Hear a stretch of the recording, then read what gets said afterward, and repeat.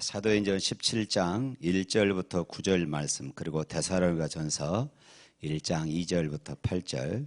먼저 사도행전 17장 1절부터 9절 봅니다.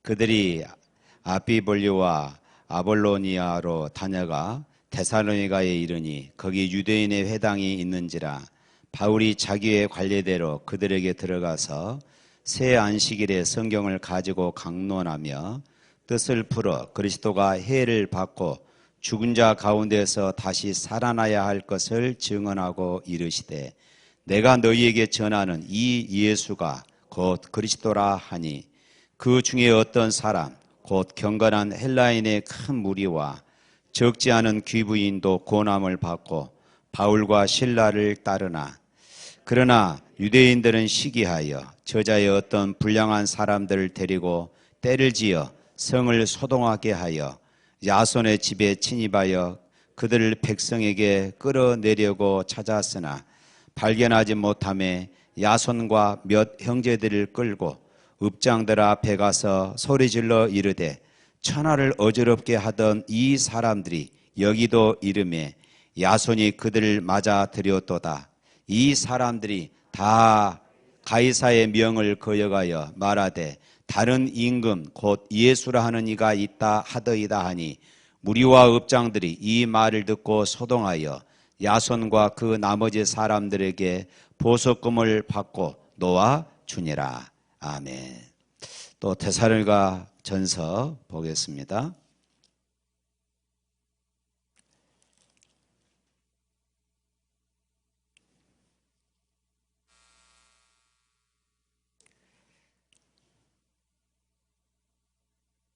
데살로니가 전서 1장 2절부터 8절에 있는 말씀 보도록 하겠습니다. 데살로니가 전서 1장 2절부터 8절에 있는 말씀.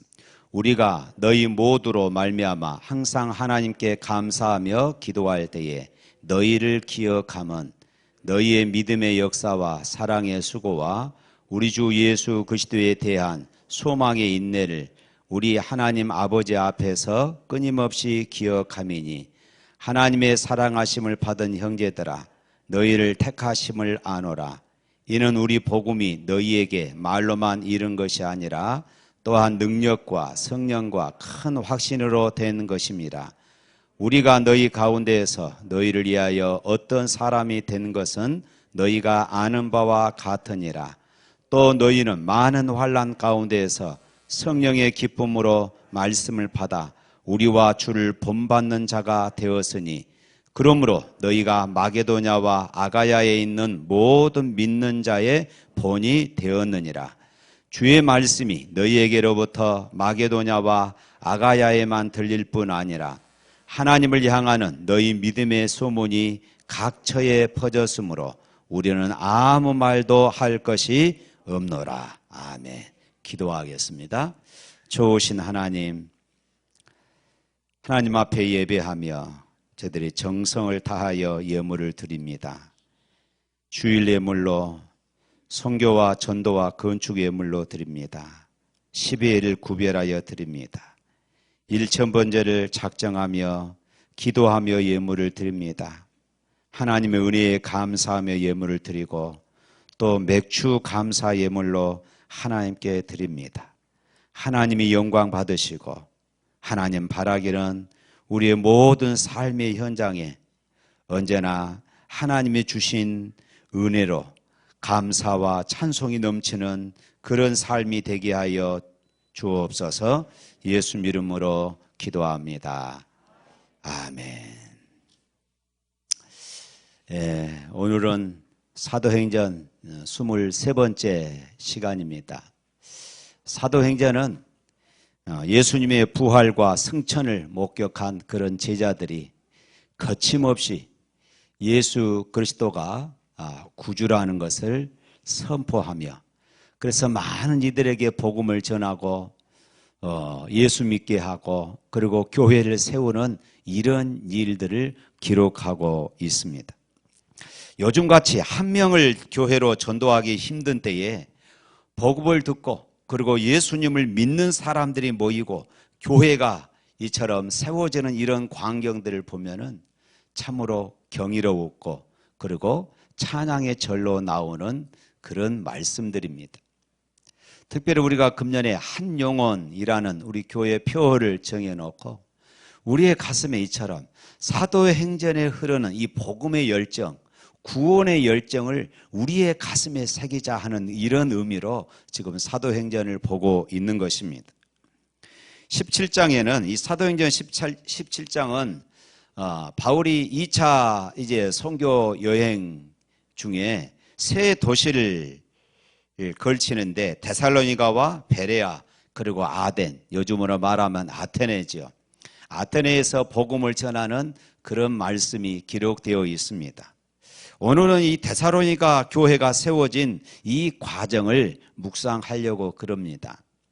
당시 마게도냐, 이 마게도냐 아가야 그러면은 우리나라 같으면은 이런 식입니다. 호남 지방, 중부 지방, 또 경상 지방 하는 이런 이 전라도, 경상도, 충청도 하는 이런 식입니다. 그래서 북부를 이 그리스 북부를 이 마게도냐라고 그랬고 남부를 아가야라 했습니다. 이 마게도냐 지역의 이 데살로니가 이 도시를 오늘 우리가 묵상하는 것입니다. 이 마게도냐의 행정 수도였던 이 데살로니가는 당시에 인구 20만 명의 대도시였습니다. 인구 20만 명이 무슨 대도시? 그때 당시 2000년 전을 한번 생각해 보십시오. 그때는 대도시였습니다. 기원전 316년에 마게도냐의 필립 2세는 우리가 이 역사를 통해서 알고 있는 알렉산더 대왕의 아버지입니다. 알렉산더 대왕의 아버지 이 필립 2세의 사위였던 카산더가 자기 아내의 이름을 따서 그 도시의 이름을 지었는데 그것이 바로 이 데살로니가입니다.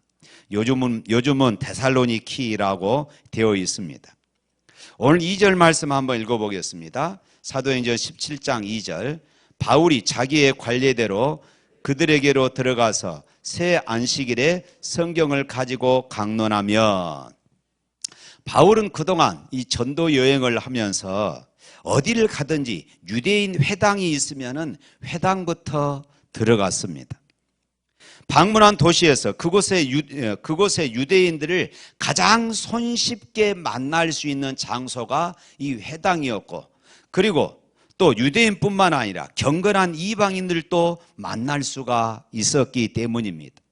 그래서 바울은 데살로니가 이 도시에 도착하자마자 맨 처음 그곳에 회당이 있는 것을 찾고 그 회당에 가서 이제 평소의 습관대로 유대인의 회당에 들어가서 그곳에서 세 일에 3주 동안 그런 하나님의 말씀을 전했다. 이렇게 기록하고 있습니다.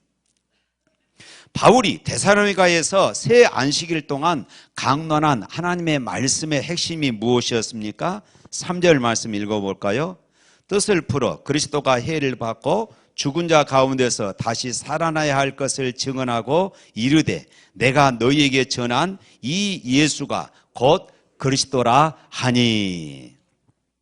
당시 회당에는 회당을 관리하고 모임 때마다 사회를 보는 회당장이 있었습니다. 이 회당장은 매 안식일 때마다 정해진, 당시에 이제 구약 성경이었죠. 오늘날처럼 성경으로 된 것이 아니라 두루마리로 그렇게 되어 있는 것이지요. 이 구약 성경 중에서 특별히 이사야를 많이 읽게 되었고 또 모세오경을 많이 읽게 되었습니다. 구약의 이 본문들을 읽고 회중들에게 이 말씀을 누가 풀어서 우리에게 강론해 줄 수 있는 사람이 있습니까? 회당장이 이렇게 이야기를 하면은 그중에 이 말씀을 아는 분들이 일어나서 앞에 단상에 나와서 이렇게 그 말씀을 강론하는 그런 시기였습니다. 때로는 해당장이 아무도 없으면 해당장의 말씀을 읽고 그것을 강론하기도 했습니다. 바로 그때 바울이 자원하면서 자신이 구약의 말씀을 읽고 그것을 강론하는 이런 시기였습니다. 유대인들은 오래전부터 자신들을 로마 제국의 압제에서 구원해 줄 메시아를 기다리고 있었습니다. 그들은 항상 영적인 메시아가 아니라 정치적인 메시아를 원했던 것이지요. 유대인들이 고대하며 기다리던 메시아, 이 그리스도는 로마 황제를 능히 제압하고 유대인들을 로마 압제로부터 해방시킬 수 있는 그런 메시아, 다윗과 같이 강력한 그런 왕을 원했던 것입니다. 그래서 예수님이 유대인들에게 배척당할 수밖에 없었습니다. 왜냐하면 유대인들이 보기에 예수님은 아주 빈민촌 출신이고, 그리고 자칭 그리스도라고 하는 예수가 자기를 구원하지도 못하고 무기력하게 체포되어지는 이런 과정들을 보면서 어떻게 저런 사람이 우리의 구원자, 우리의 메시아가 될 수 있어? 이렇게 생각을 했던 것입니다. 로마의 압제를 물리치고 왕이 되려는 움직임이 전혀 보이지 않았습니다. 그래서 예수님을 십자가에 못 박으라고 그렇게 소리쳐 죽게 했던 것입니다. 그러나 바울은 구약의 이사야 말씀을 근거로 해서 그리스도가 해를 받고 죽은 자 가운데서 살아나야 할 것을 증언했다. 오늘 본문은 이렇게 기록합니다. 여기에서 해를 받았다는 말은 그리스도가 메시아가 고난을 받고 죽게 되었다 하는 것입니다. 구원자이신 그리스도께서 왜 반드시 죽으셔야만 했습니까? 구원자라면 당연히 강력한 로마 황제를 물리치고 제압하고, 그리고 이스라엘을 정치적으로 해방시켜야 되지 않겠습니까? 그렇지만은 예수님께서 십자가에서 죽으신 것은 거룩하신 하나님의 법이 죄의 형벌을 죽음으로 그렇게 규정하고 있기 때문에 그렇습니다. 그래서 우리가 잘 알고 있는 로마서 6장 23절 말씀에도 죄의 싹은 뭐라고요? 사망이다. 죄의 싹은 사망이다. 죄의 결과는 죽음입니다. 하나님의 법에 의하면 죄인은 죽음의 형벌에서 영원히 벗어날 수가 없는 것입니다. 그러므로 그리스도가 인간을 위한 진정한 구원자시라면은 그분은 죄인인 인간을 대신하여서 당신 자신이 반드시 죽음의 형벌을 당하셔야만 했던 것입니다. 인간은 죄의 문제를 해결할 수 없기 때문에 예수님께서 하나님의 아들이시지만은 이 땅에 인간으로 오셔서 그리스도로서 인간을 대신해서 죄를 다 담당하고 십자가에서 죽으신 것을 믿습니다. 그런데 그 그리스도께서 왜 다시 살아나셔야만 했습니까? 그 이유가 있어요. 주님께서 아무리 우리의 죄값을 대신 치르기 위해서 돌아가셨다 할지라도 그분이 그냥 죽고 끝나버린다면은 우리가 아무리 그분을 믿는다 해도 그 끝은 죽음이에요. 그러나 그분이 죽음을 깨뜨리고 부활하심으로써 우리에게 죽음을 뛰어넘는 영원한 생명의 길을 열어주신 줄로 믿습니다. 그분이 그리스도시라면은 그분은 우리를 위하여서 죽은 자 가운데서 반드시 살아나셔야만 했던 것입니다. 할렐루야. 많은 분들이 그렇게 이야기합니다. 어떻게 사람이 죽었다가 다시 살아날 수 있느냐? 기독교는 엉터리다. 성경은 엉터리다. 있을 수 없는 것이야. 그러나 여러분, 이것을 믿지 않으면 구원받을 수가 없는 것입니다. 바울은 그리스도께서 반드시 죽으셔야만 하고 또 죽은 자 가운데서 다시 반드시 살아나셔야만 한다는 것을 증언한 다음에 자신이 전하는 이 예수가 곧 그리스도다. 할렐루야. 이렇게 결론을 맺습니다.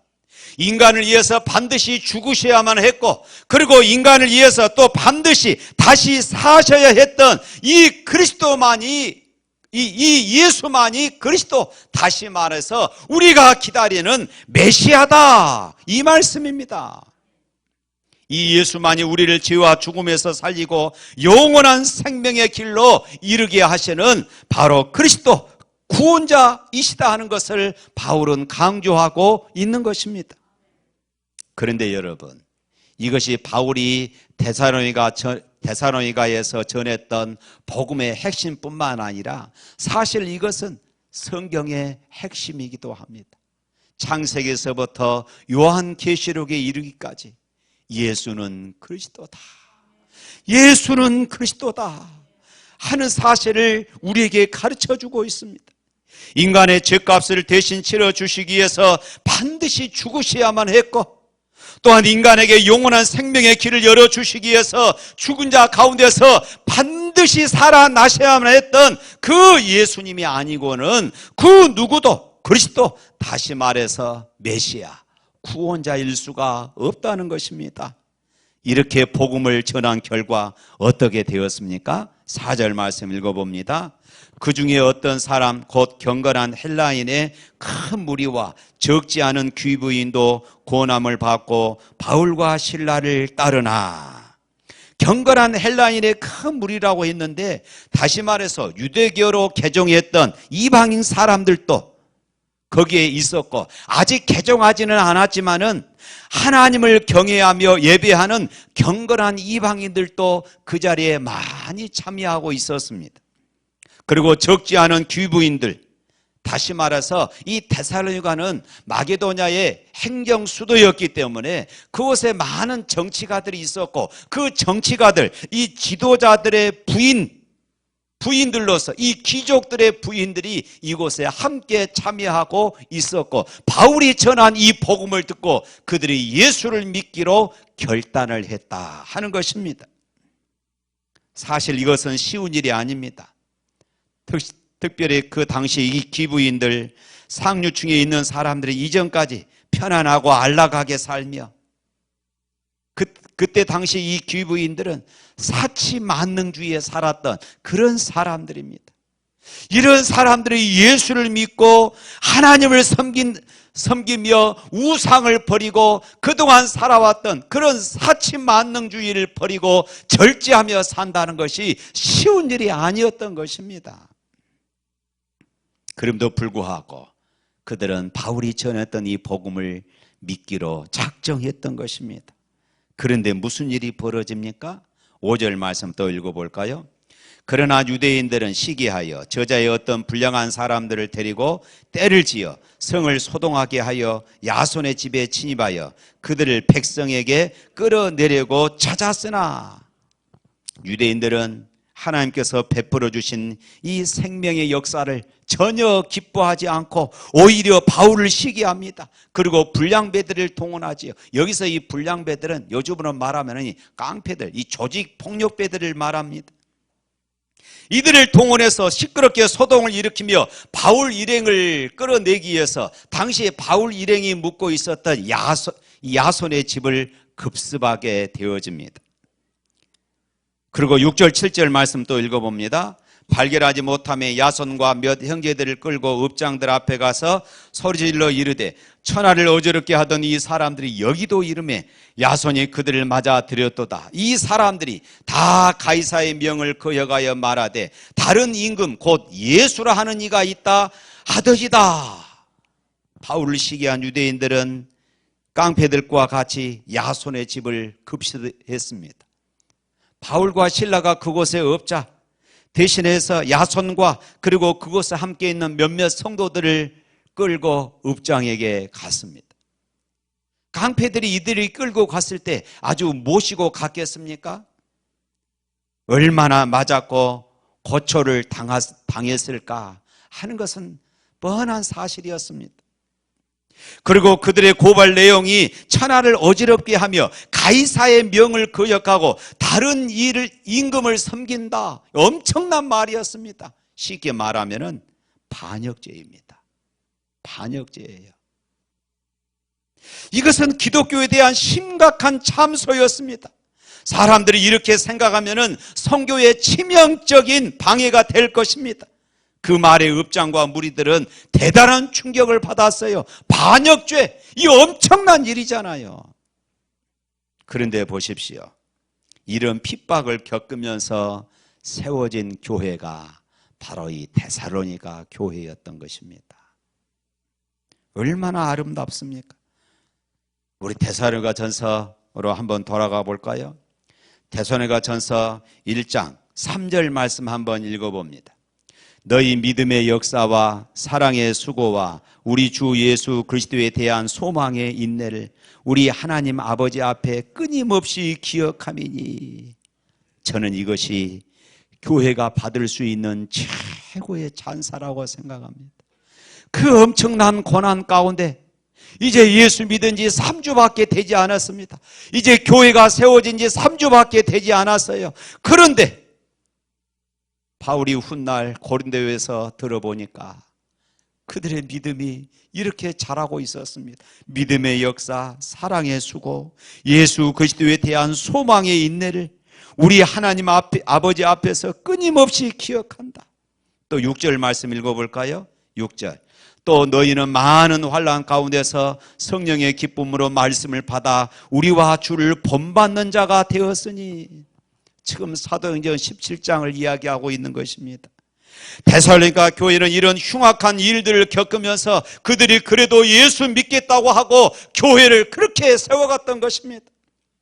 데살로니가는 예수를 믿으면 깡패들에게 맞아 죽는 그런 도시였습니다.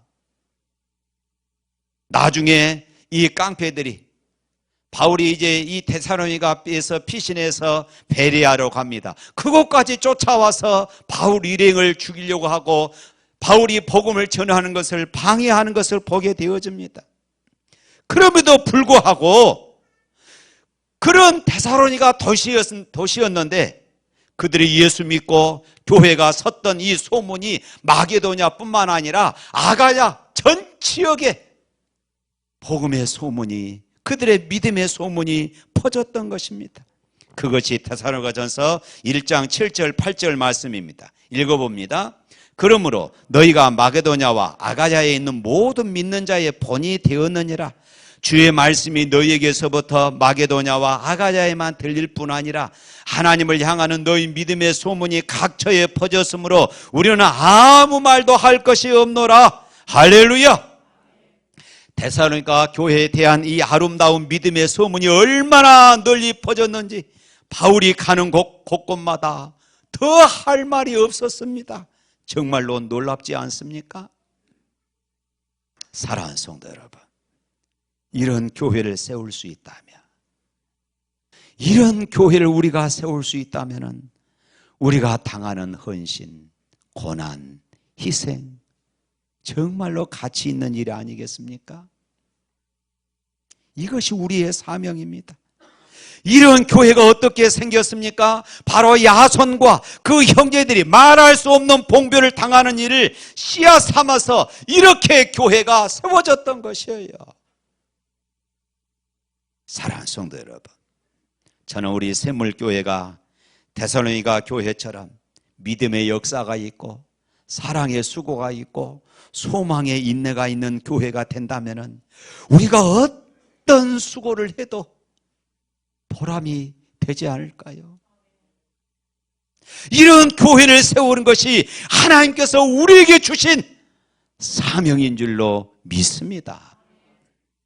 야손은 폭도들에게 끌려가서 무슨 생각을 했을까요?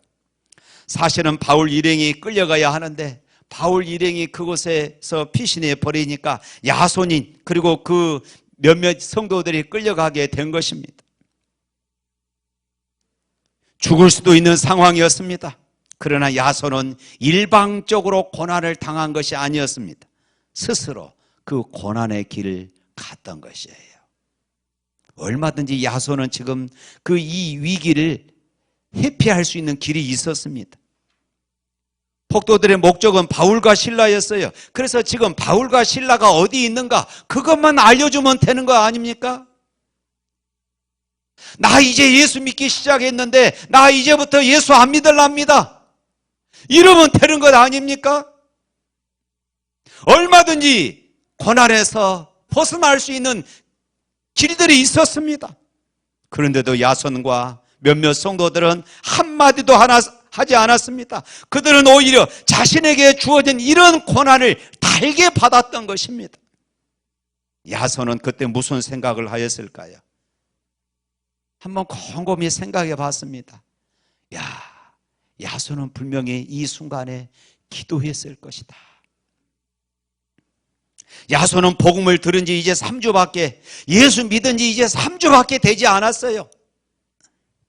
그렇지만 그런 그 다급한 상황 중에서 우리를 대신해서, 나를 대신해서 십자가에서 고난당하신 예수님을 생각했을 것입니다. 이것을 묵상하니까 예수님을 부인하고 자기 살 길을 찾아갈 수가 없었던 것입니다. 그리고 전도자 사도 바울을 생각하였을 것입니다. 이런 고난을 가는 곳곳마다 당했을 사도 바울을 생각했을 것이에요. 그럼에도 불구하고 데살로니가까지 와서 이 복음을 전해 주었습니다. 그런 바울 일행을 고발할 수가 없었던 것입니다. 야손은 오히려 하나님께 기도했습니다. 주여, 사도 바울 일행에게 피할 길을 열어 주시옵소서. 자기가 아무 말을 하지 않고 재판을 받으며 고난을 받는 이 시간 동안 시간을 벌어주는 것입니다. 사도 바울 일행이 피신할 수 있는 시간을 벌어주는 것입니다. 그리고 함께 예수를 믿는 교인들을 위하여서 야손은 기도했을 것입니다. 자신을 핍박하는 이들은 한 도시 안에서 살고 있기 때문에 자기가 잘 알고 있는 이웃 사람들이었습니다. 예수를 알지 못해 구원받지 못한 그들의 영혼을 생각하였을 것입니다. 어찌 눈물이 없었겠습니까? 그러니까 데살로니가 교회가 선 것입니다. 그래서 데살로니가 교회가 그렇게 아름답게 소문났던 것입니다. 눈물이었습니다. 야손의 눈물이었어요. 사도 바울은 또 어떠했겠습니까?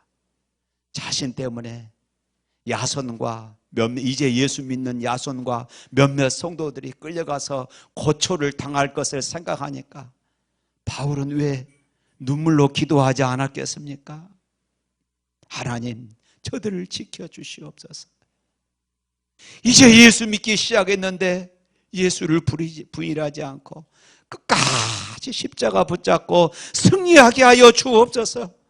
사도 바울도 눈물을 흘리면서 그렇게 기도했을 것입니다. 사랑하는 성도 여러분, 누가 진실한 그리스도인일까요? 눈물로 기도하는 사람입니다. 교회를 위하여서 여러분들 우십니까? 진정한 성도입니다. 교회에 대해서 우리는 이러쿵 저러쿵 할 말들이 참 많습니다. 교회에 대해서 나도 할 말이 있다.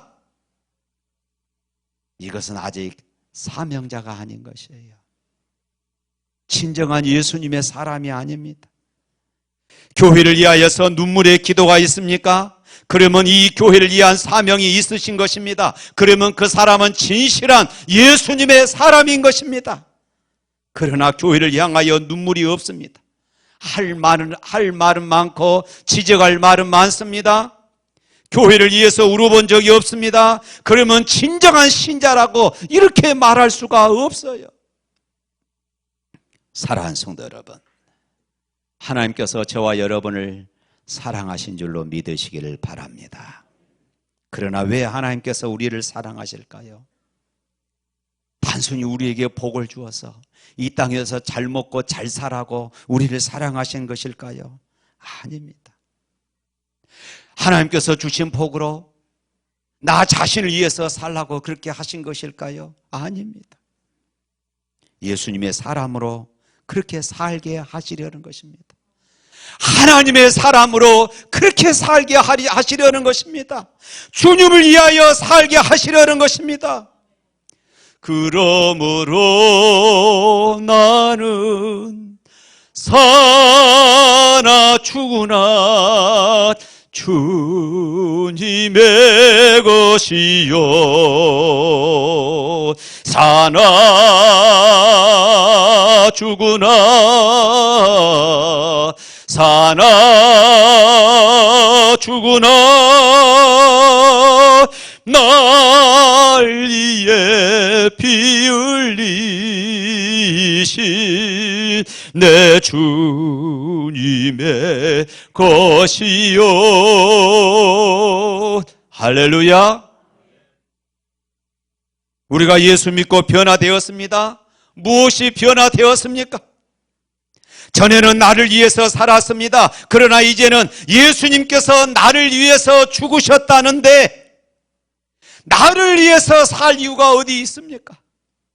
이제는 주님을 위해서 살아야 합니다. 이제는 내가 예수님의 사람으로 살아야 하는 것입니다. 이제는 내가 하나님의 사람으로 살아야 하는 것입니다. 하나님이 나를 위해서 독생자를 주시기까지 사랑하셨어요. 우리는 주님 앞에 설 때에 얼마나 복을 많이 받았느냐, 이것으로 평가받지 않을 것입니다.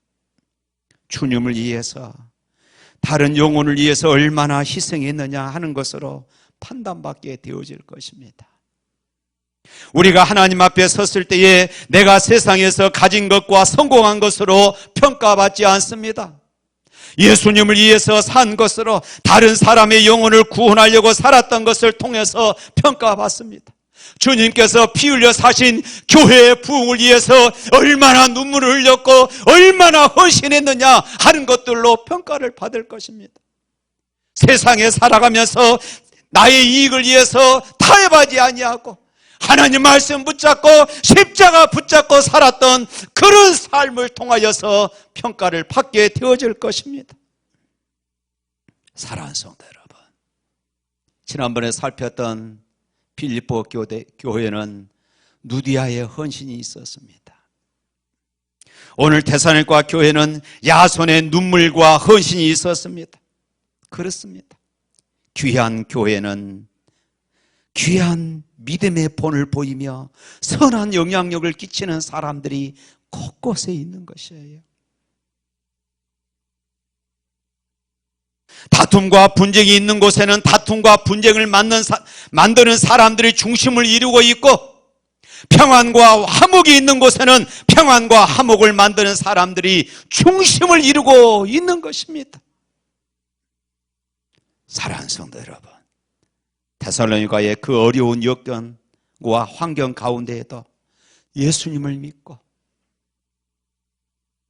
자신의 목숨을 내놓고 눈물로 헌신했던 야손, 그곳으로 데살로니가 교회가 그렇게 세워졌던 것입니다. 바로 그런 믿음의 역사와 사랑의 수고와 소망의 인내가 있었습니다. 이것을 통하여 데살로니가 교회가 세워졌던 것이에요. 사랑하는 성도 여러분, 우리 샘물교회가 바로 이런 교회가 될 수 있기를 소망합니다. 귀한 교회는 귀한 믿음의 본을 보이며 선한 영향력을 끼치는 사람들, 바로 여러분 한 사람 한 사람이 그런 삶을 살아 우리 샘물교회가 소문나는, 복음의 소문나는 그런 교회로 세움받을 수 있기를 축복합니다.